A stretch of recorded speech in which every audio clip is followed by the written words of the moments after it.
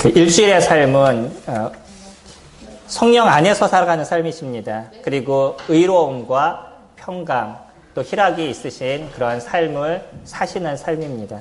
그리고 저희가 주일날 만났었을 때 그렇게 성령 안에서 이루었던 의로움, 하나님 주신 의의 아름다움들, 또 우리 가운데 인도하셨던 주님의 그 평강, 또 저희들의 기쁨을 인도하셨던 그 희락, 그런 즐거움을 같이 나누는 시간들을 저희들이 가져가는 거죠.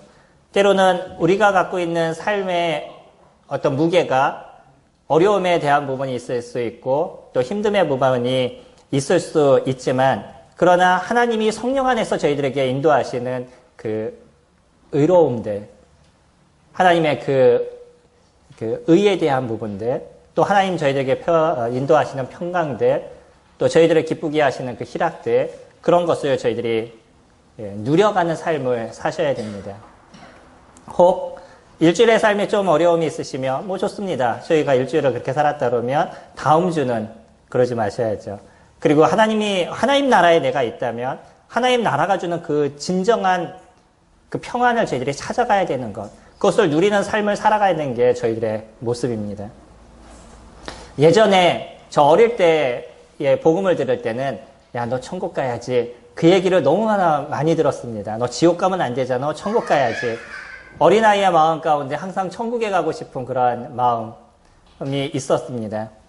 아마 이제 나이가 좀 드신 성도님들은 그때 당시 천국을 생각할 때 먹고 살기 힘들었던 시대를 살다 보니까 먹을 게 많을 것, 뭐 어려움이 없을 것, 항상 그런 생각을 많이 가지셨을 거라고 생각이 됩니다. 저는 아직도 6살 때의 기억이 나요. 천국에 가야지라는 어떤 생각 속에선 지옥에 대한 고통, 뭐 그런 것도 있지만 천국의 또 아름다움들, 과연 거기는 어떤 곳인가, 뭐 그런 희망에 대한 이제 생각을 많이 가졌습니다. 어떤 면에서 지금 사람들에게 천국에 대한 얘기를 하면 그렇게 크게 생각을 안 갖는지도 모르겠습니다.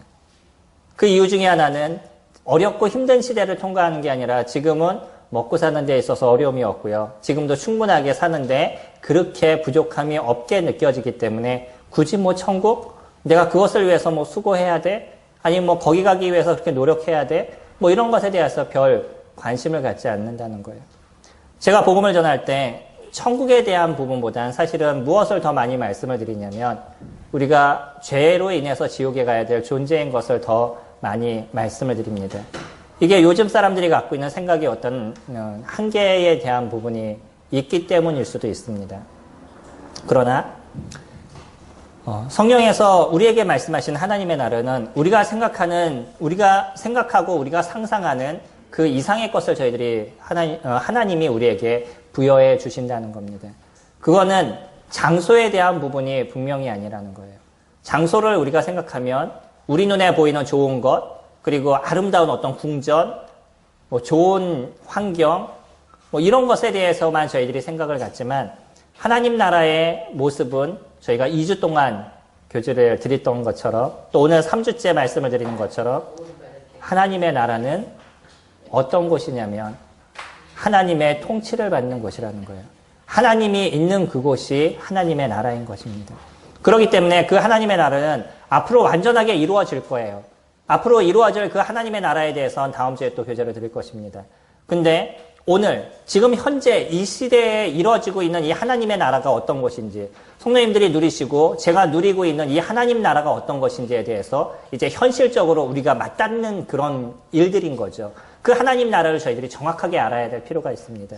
그래서 그 하나님 나라에서 성도님들이 누리는 인생을 사셔야 되고 제가 누리는 인생을 살아야 돼요. 이건 우리가 이곳에서 주어진 하나님의 은혜인 것입니다. 근데 그 하나님의 은혜를 누리는 데 있어서는 그 하나님 나라가 어떤 곳인지에 대한 확실한 인식이 저희들 가운데 필요한 것이죠. 지금까지 말씀드린 것처럼 하나님 나라는 어떤 곳이라고요? 하나님의 통치를 받는 곳입니다.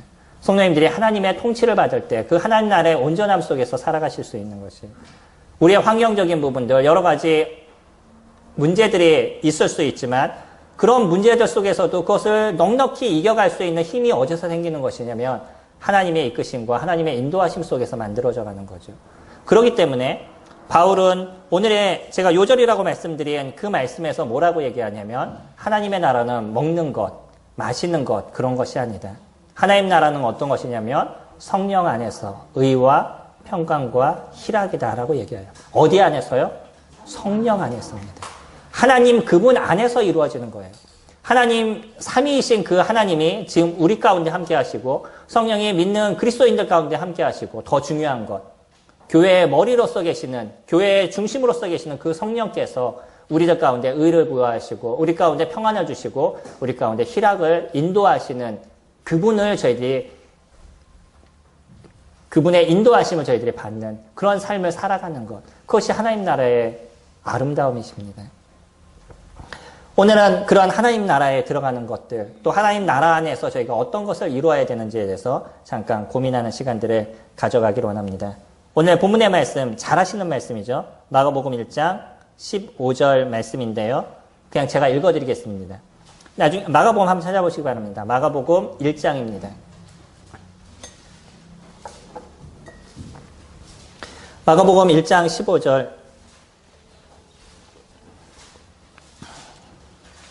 저희 같이 한 절이니까 크게 같이 읽어보겠습니다. 1장 15절입니다.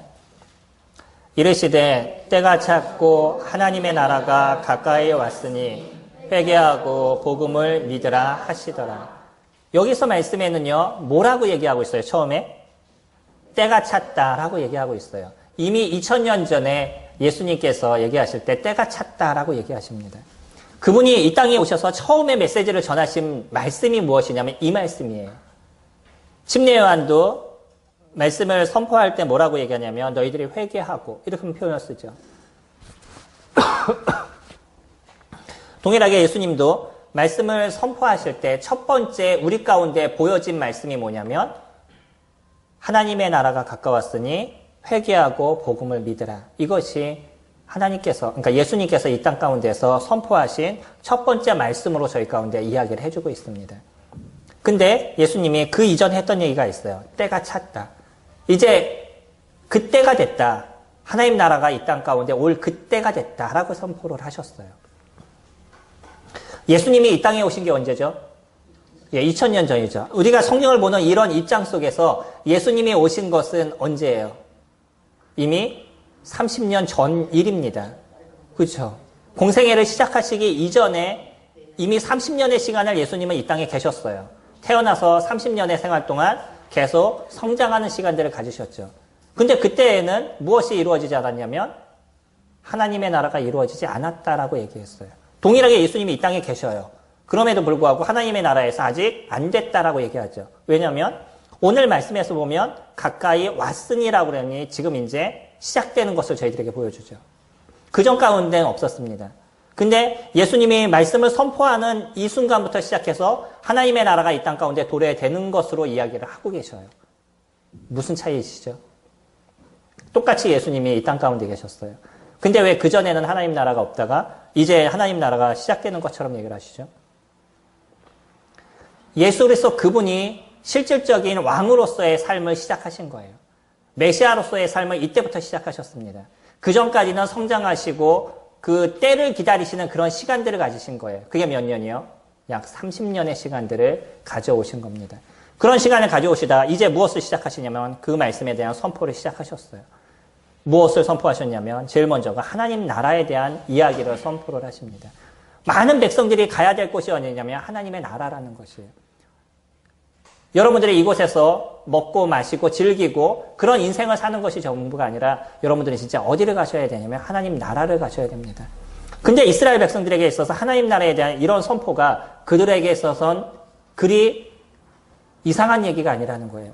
지금 성도님들 나가셔서 밖에서 하나님 나라가 왔습니다. 하나님 나라가 도래하셨습니다. 회개하세요. 라고 한번 외쳐보세요. 지나가는 사람들이 어떻게 쳐다보실까? 뭔가 좀 이상하게 쳐다보실 거예요. 근데 이때 당시 예수님이 선포하실 때 그 이야기를 듣는 이스라엘 백성들에게 있어서는 그것이 문제가 되지 않았습니다. 왜 그러죠? 이스라엘 백성들의 개념 속에서는 하나님 나라의 도래를 기다리고 있는 사람들이기 때문에 그래요. 이미 이스라엘의 많은 역사를 통해서 그것에 대해서 끊임없이 많은 선지자들이 하나님을 대신했던 사람들이 그런 일들을 해왔습니다. 그래서 이스라엘 백성들은 무엇을 기다리는 삶을 살았냐면 하나님의 나라를 기다리는 인생을 그들이 살아왔던 것이에요. 우리가 저번에 살펴봤던 것처럼 처음에 하나님께서 만드시기 원하셨던 그 아름다움의 곳은 에덴 동산으로 시작이 되고 있죠. 거기서 온전한 하나님의 직접적인 통치가 이루어졌었어요.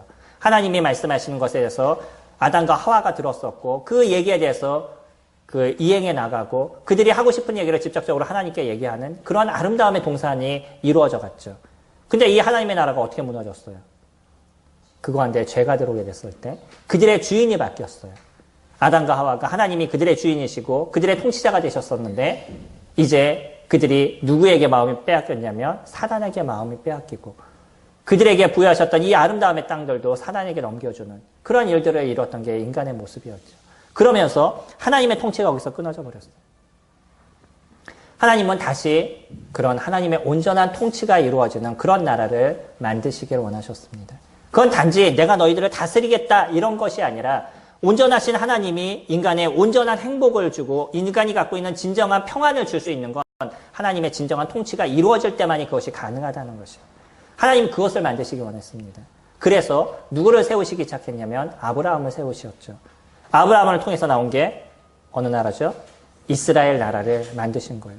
그래서 이 이스라엘이라는 나라는 하나님의 진정한 통치를 받는 나라가 되기를 원하셨던 거고 이스라엘 백성들도 우리는 그렇게 하겠습니다. 하나님 말씀은 저희가 따라 살겠습니다. 라는 고백을 하죠. 그게 저희가 저번 주에 살펴봤던 출애굽기 19장 말씀입니다. 근데 이들에게 있어서 하나님께서 원하셨던 게 있어요. 그들이 하나하나 모든 것 실수하지 않고 모든 걸 다 지켜가는 것 하나님 그것을 원하셨던 게 아니라는 걸 잘 생각하시기 바랍니다. 출애굽기의 말씀조차도 그들에게 주어졌던 613가지의 이 율법조차도 하나님은 모든 걸 너희들이 다 지키고 조금이라도 실수하면 다 죽일 거야 그런 얘기를 하신 게 아니라는 거예요. 하나님 말씀하신 건 뭐냐면 너희들이 나를 섬길 것이냐 너희들의 마음이 나에게 있느냐 그것을 얘기하신 거예요. 그래서 하나님은 처음에 모세를 통해서 이스라엘 백성들을 다스리는 일들을 이루셨다면 나중엔 온전한 왕을 세우게 되죠. 저희가 알고 있는 다윗 왕을 통해서 또 그의 자녀들을 통해서 이스라엘이라는 나라를 계속적으로 통치해 나가셨어요. 그래서 그 왕이 하나님의 말씀을 잘 듣고 잘 섬겨가게 됐었을 때 그 나라는 부궁해지지만 그 왕이 우상 숭배를 빠지게 되면 그 나라는 고통스럽고 아픔의 모습들을 가져가게 되죠. 그러면서 그때 당시 많은 선지자들이 계속적으로 했던 얘기가 뭐냐면 너희들은 하나님의 말씀을 들어라. 그리고 진정한 너희들의 메시아, 구원자가 너희들에게 올 것이다. 진정한 하나님의 나라를 이룰 그러한 통치자가 이 땅 가운데 올 것이다 라는 얘기를 계속적으로 하게 돼요. 그분이 누구예요? 예수 그리스도셨습니다. 오늘 이스라엘 백성들이 얘기를 듣는 것, 때가 차고 하나님의 나라가 가까웠으니 회개하고 복음을 믿으라라는 그 하나님의 선포가 이들에게 있어서는 여태까지 들었던 하나님 나라라는 그런 개념이 무엇인지를 생각하게 하는 구절이었다는 거예요. 어떤 사람은 이 얘기를 들으면서 네가 뭔데? 네가 진짜 구세주냐? 라고 얘기하는 사람이 있는가 하면 그 얘기를 듣고 이분이 메시아임을 인정하는 사람들은 이 말씀을 순종하는 삶을 그들이 살아갔다는 거죠. 하나님 나라에 들어가기 위해서 무엇을 하라고요? 첫 번째가 회개인 것입니다. 성도님들은 하나님 나라에 계시나요? 하나님 나라에 계시나요? 왜 대답이 없으시죠? 하나님 나라에 계셔요? 그 회개하셨습니까? 회개하셨어요? 저희가 하나님 나라에 들어올 때 통과 의례라고 얘기하긴 뭐하지만 거기에는 꼭 무엇이 필요했냐면 회개가 필요했었습니다. 이 회개는 내가 인식할 수도 있어요. 때로는 인식하지 못할 수도 있습니다. 그러나 분명히 거기에는 회개가 있어요. 그럼 무엇이냐면 내가 지금까지 보아왔던 게 잘못됐다는 것을 인정하는 것이에요. 내가 지금까지 살아왔던 이 삶의 모습이 잘못됐다는 걸 인정하는 것, 그것이 회개인 겁니다. 회개에 대한 진정한 뜻이 무엇이라고 말씀을 드렸죠. 회개는 가던 방향에서 잘못된 것을 자기가 알고 거기서 돌이키는 것, 턴하다, 이런 게 회개의 뜻입니다.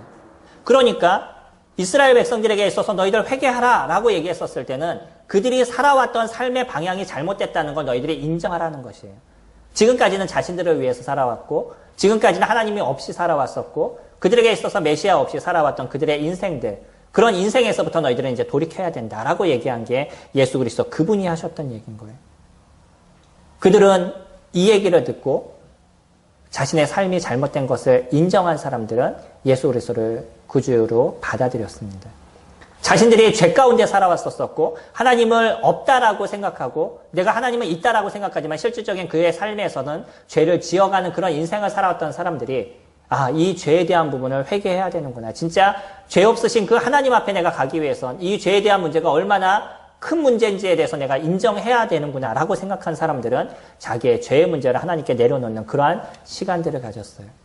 우리는 마태복음이나 마가복음 아니면 이 사복음서를 통해서 여러 사람들을 만나보게 됩니다. 그 중에 어떤 사람들을 만나보게 되냐면 세리와 같은 사람들을 만나보죠. 이 세리는 다 그런 건 아니지만 어떤 사람은 조용히 주님 앞에 나가서 주님, 저는 죄인입니다. 저희는 죄인입니다. 라고 자기의 가슴을 치면서 기도했던 그러한 세리가 있었으면 저희들이 기억합니다. 그 옆에 있었던 바리새인이라고 얘기하는 종교 지도자라고 얘기하는 그 사람은 뭐라고 얘기했냐면 주님 감사합니다. 저는 저와 같은 세리가 되지 않도록 도와주셔서 감사합니다. 바리새인은 그렇게 기도를 했어요.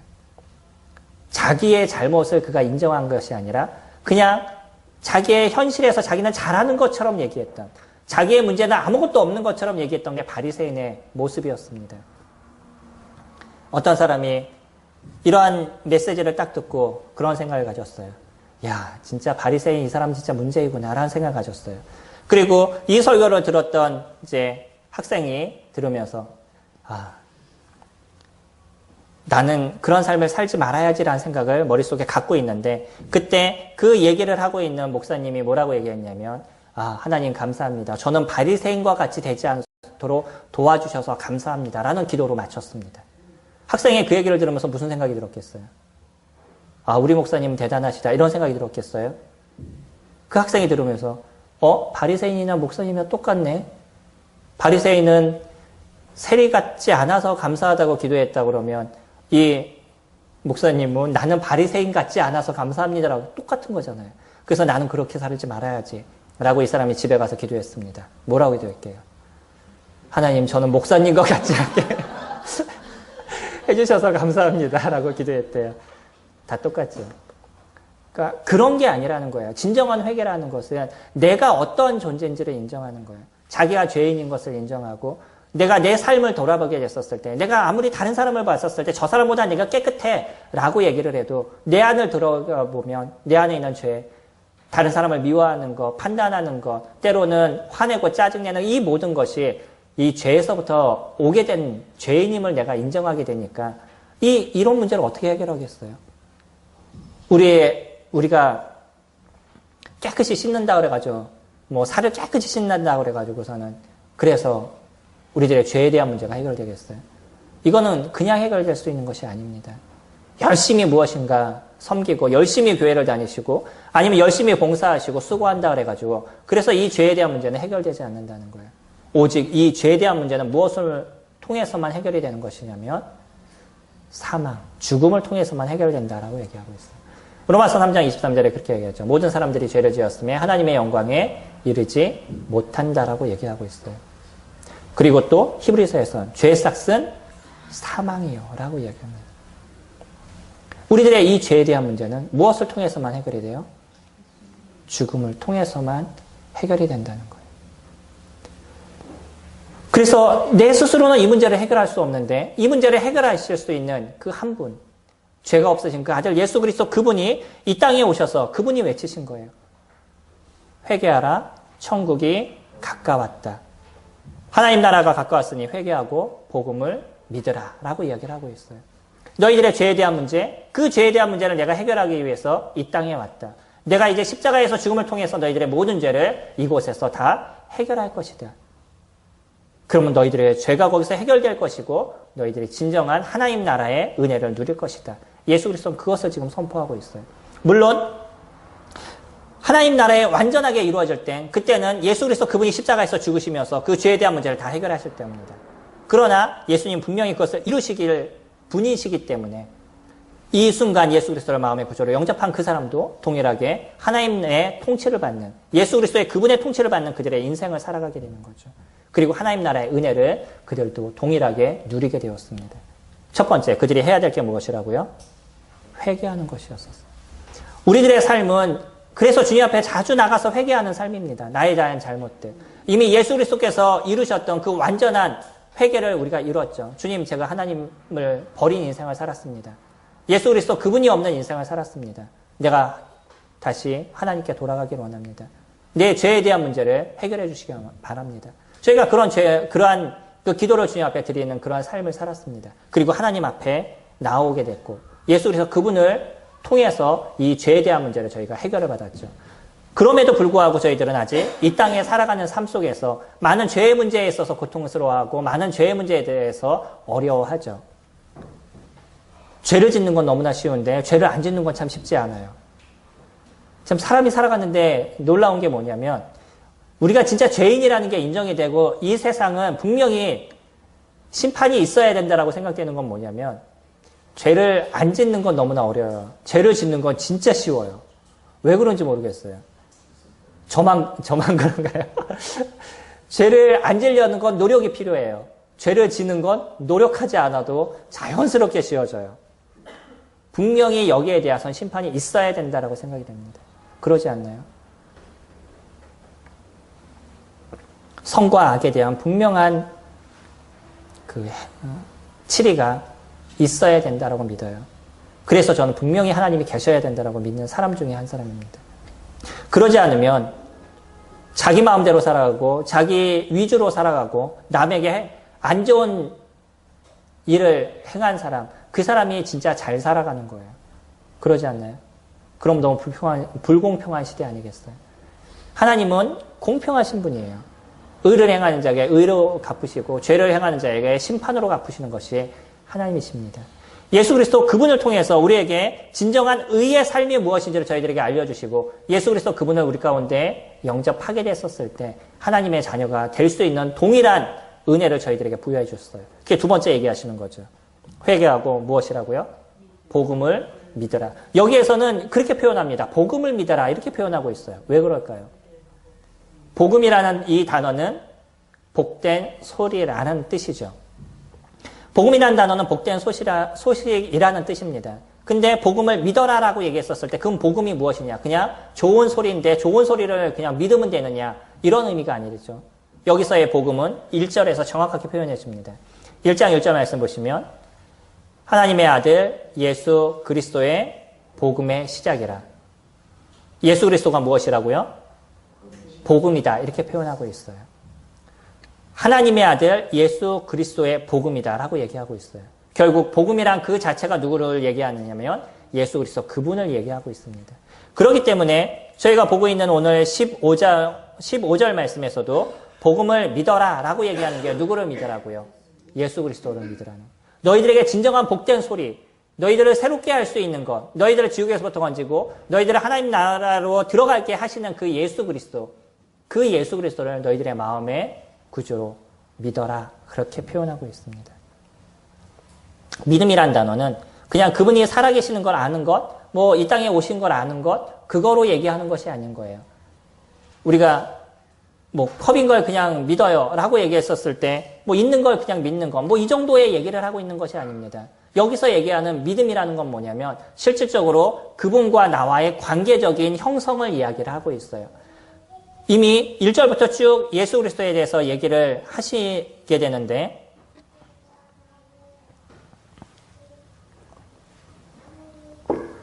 말씀에서 보시면 저희 11절 말씀 보시면요. 11절에서 이렇게 표현하고 있습니다. 하늘로부터 소리가 나기를 너는 내 사랑하는 아들이라 내가 너를 기뻐하노라 하시니라. 예수 그리스도 그분이 어떤 분인지 아주 짧은 시간 속에 예수님이 어떤 일을 해오셨는지에 대해서 1절부터 12절까지 얘기를 하십니다. 이 짧은 기간 동안에 거의 1년 이상의 시간이 흘러가요. 그리고 그 다음에 얘기가 나오는 겁니다. 근데 예수님이 어떤 일을 하셨는지에 대해서 얘기할 때 예수님이 침례를 받으시던 그 모습을 드러내서 보여주면서 그분이 어떤 분인지에 대한 얘기를 해주는 거예요. 예수님이 어떤 분이라고요? 하나님의 아들이심을 이야기하고 있습니다. 이들에게 있어서 그러면 예수 그리스도 그분을 믿어라 라고 얘기했었을 때 이 사람들이 예수 그리스도 그분을 누구로 인정하는 거예요? 하나님의 아들로 인정해야 된다라는 것이에요. 그냥 예수님이라는 분이 있었어 라는 것이 아니라 그분이 하나님의 아들이시고 그 하나님의 아들이 이 땅에 오신, 그래서 그분이 너희들에게 진정한 복된 소리가 될 것이다. 너희가 그분을 믿어라 라고 얘기하는 거예요. 이스라엘 백성들은 그것을 인정한 사람들은 예수 그리스도를 마음의 구주로 영접하게 됩니다. 그리고 그들에게 있어서 하나님 나라의 진정한 은혜를 그들이 누리게 되는 거죠. 저희들도요.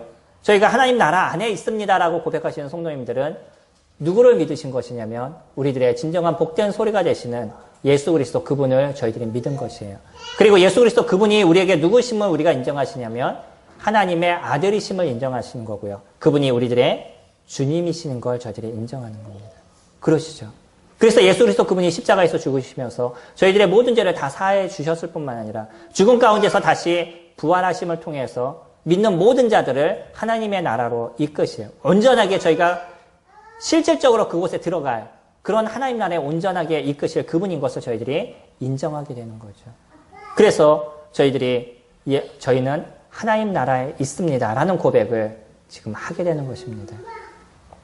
그래서 이 하나님 나라에 있는 자들의 모습이 산자와 죽은 자의 진정한 주가 되시는 그분을 저희들이 믿고 있는 것이에요. 이게 로마서 14장 9절에서 이야기하고 있는 것입니다.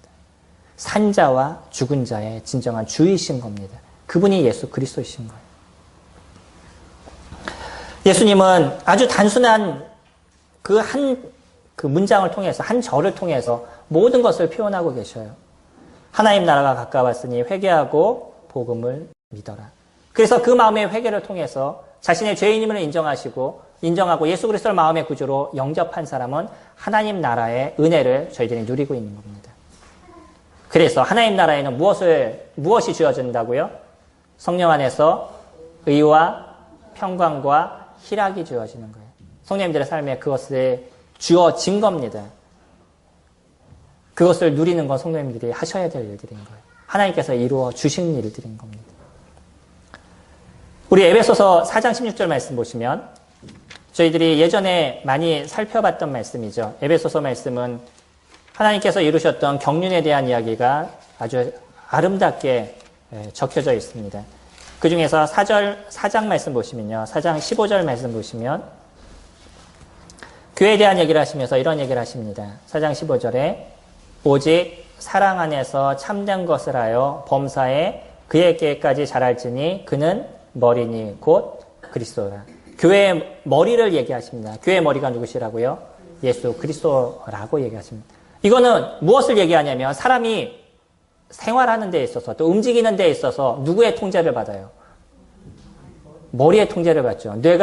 뇌가 죽으면 안 움직이죠. 뇌가 뭔가 명령을 하게 되면 사람이 움직이게 되잖아요. 이런 어떤 구조를 얘기하고 있습니다. 예수 그리스도 그분이 머리시기 때문에 그분의 통치를 받는 거예요. 그분이 움직이라 그랬을 때 몸이 움직이는 것처럼 그분이 말씀하실 때 이 교회가 움직이는 그런 모습을 가져간다라는 어떤 하나의 개념을 저희들에게 이야기하고 있습니다. 이 교회의 머리는 예수 그리스도 그분이신 거예요. 이 교회의 머리는 목회자도 아니고요. 목사도 아니고 어떤 특별한 사람들도 아니라는 거예요. 교회의 진정한 머리가 되시는 건 예수 그리스도 그분이시고 그분이 친히 이 교회를 통치하고 계십니다. 그렇기 때문에요. 현존하는 하나님의 나라는 어디에 계시어요? 교회인 겁니다. 지금 현재 현존하는 하나님의 나라는 교회인 것이에요. 이 교회를 하나님께서 통치해 나가시고 이 교회를 하나님의 뜻에 맞게서 이루어 가시는 것이에요. 그리고 그곳에서는 누가 좌정하고 계시냐면 성령이 좌정하고 계십니다. 그게 고린도전서 3장 16절 말씀이죠. 너희 안에 성령이 있는 것을 너희가 알지 못하느냐라고 얘기할 때 이건 개인적인 성령을 얘기하는 것이 아니라 교회에 계시는, 교회를 움직이시고 교회를 치리하시고 이끌어 가시는 그 성령을 얘기하고 계셔요. 그분이 너희 안에 계신 겁니다. 그분이 교회 안에 계신 거예요. 그리고 우리를 이끌어 가시고 인도하시고 그분이 치리해 나가시는 거죠. 그래서 우리에게 무엇을 부여하시냐면 의와 평강과 희락을 부여하시는 거예요. 성령님들 그것을 누리는 인생을 사시기를 원합니다. 그 안에서 하나님 주시는 축복을 누리는 인생을 사시기를 원합니다. 그래서 우리는 교회를 통해서 무엇을 만들어가냐면 하나님 나라의 완전함을 이루어가는 존재들인 거예요. 이 교회를 통해서 하나님께서 말씀하신 그 하나님 나라가 더 굳건해지고 튼튼해져 나가는 역할을 저희들이 이루어 나갑니다. 성도님들이 오셔서 예배의 삶을 사시죠. 오늘도 오셔서 경배하시는 그런 시간들을 가져가십니다. 이게 하나님 나라의 백성이기 때문에 우리가 이루어지는 그런 모습 아니시겠어요?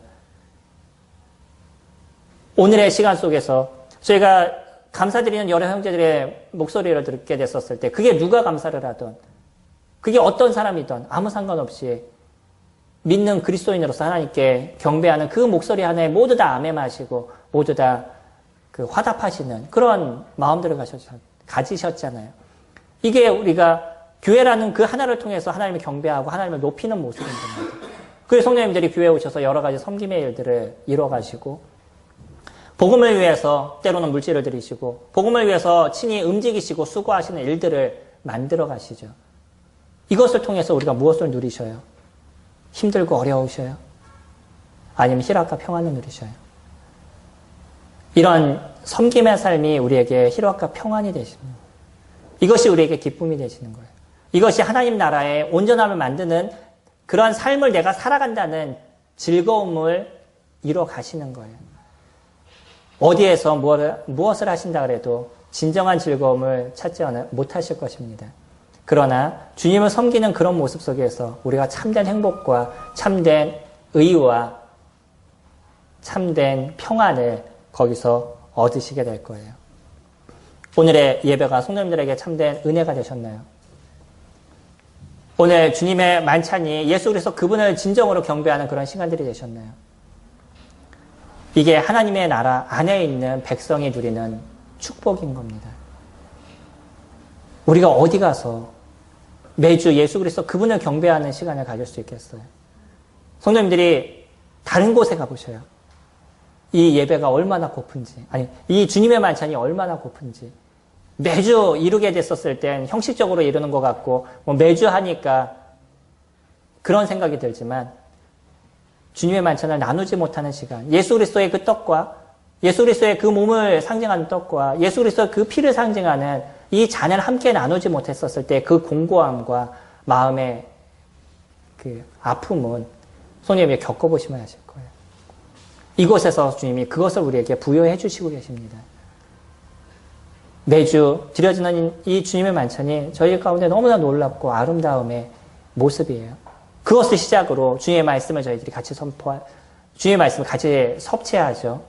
또 성도들과 교제를 나누죠. 즐거우시죠? 이게 우리에게 진정한 즐거움인 겁니다. 이것이 진정한 우리 가운데 희락인 것이고 진정한 평안인 거예요. 그걸 어디서 누리시겠어요? 하나님의 나라 아니면 누리실 수 있겠어요? 주님은 우리에게 그것을 주신 겁니다. 로마서 14장 17절 다시 한번 제가 말씀드리면 하나님의 나라는 먹는 것과 마시는 것이 아니요 오직 성령 안에서 의와 평강과 희락이에요. 먹는 것 마시는 것에 너무 많은 관심 두시지 마시기 바랍니다. 조금 더 먹을 수도 있고요. 조금 덜 먹을 수도 있어요. 조금 더 마실 수도 있고 좀 덜 마실 수도 있습니다. 이거는 우리에게 중요한 것이 아니고요. 언젠가는 없어질 것입니다. 조금 안타까운 것은 그리스도인들이 건강을 더 많이 생각하더라고요. 그래서 더 좋은 걸 먹으려고 노력하고 더 깨끗한 데 가려고 노력하고 그래서 이거는 먹으면 안 돼, 저거 먹어야 돼, 유기농을 찾고 이런 거에 너무 많은 관심 안 가지셔도 좋을 것 같습니다. 저희가 어차피 사는 인생은 5년을 더 사나 10년을 더 사나 그 한계 속에서 저희가 더 살아갈 거예요. 중요한 거는 주님이 주시는 축복을 저희가 누려가는 삶을 살아가느냐. 오늘 하루 그리스도 안에서 저희가 평안을 누려가고 그리스도 안에서 저희가 희락을 누려가는 삶을 살아갔냐. 그것이 저희에게 있어서 더 소중하고 더 아름다운 삶인 거죠. 하나님은 그것을 우리에게 주셨다라고 얘기하십니다. 주실 것이다가 아닙니다. 하나님 우리에게 주셨다라고 얘기하셔요. 그것에 대해서 누리는 건 우리가 해야 될 일인 거죠.